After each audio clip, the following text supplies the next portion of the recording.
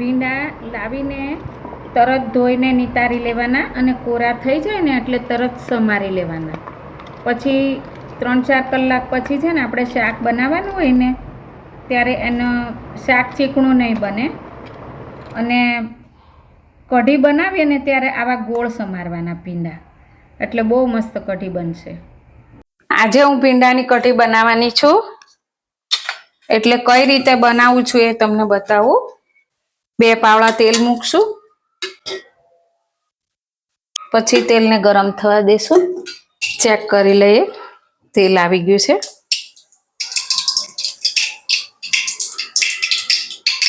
અડધી ચમચી રાઈ જીરું, હિંગ, હળદર, પછી ભીંડા નાખી દેવાના, હલાવી લેવાના,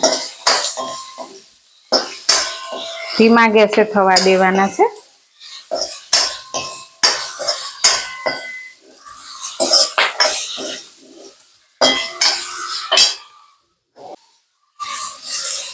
અડધી ચમચી મીઠું.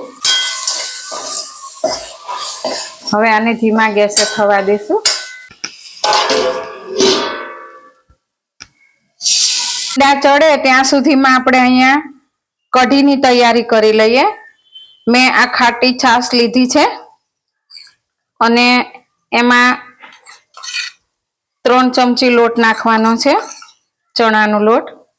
પછી આને મિક્સ કરી લેવાનો છે.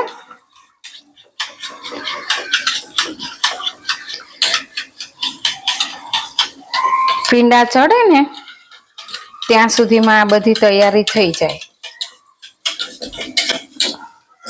જો આ થઈ ગયું છે તૈયાર.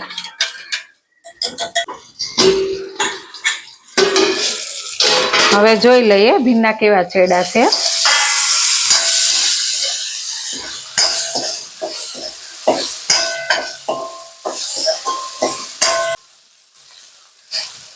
હજુ થોડીક વાર છે, થોડી વાર થવા દઈએ.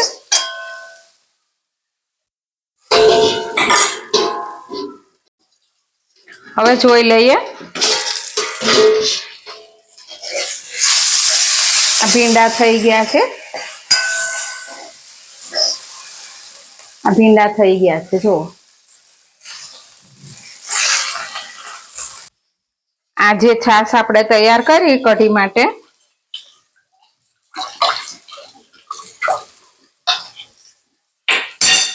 અને હવે આમાં નાખી દઈએ.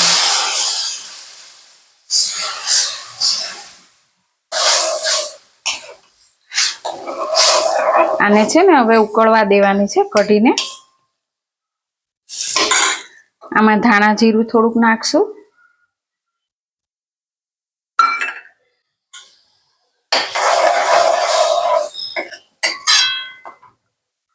બહુ સરસ બનવાની છે કઢી, મસ્ત મીઠી.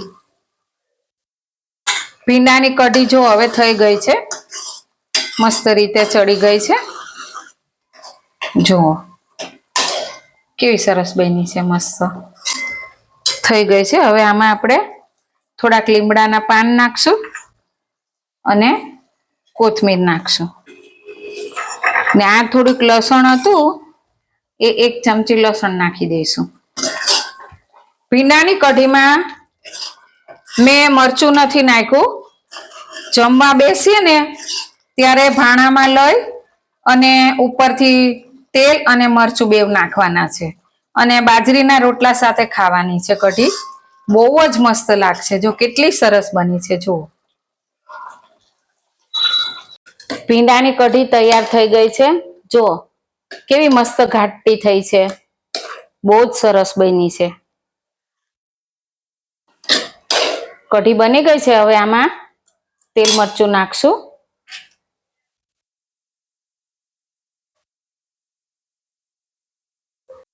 તેલ, બાજરીના રોટલા, દૂધ, શેકેલું મરચું, ગાજરના રાયતા અને કેરડાનું અથાણું છે. ચાલો આવી જાઓ જમવા. આજે તો બહુ જ મજા પડવાની છે જમવાની.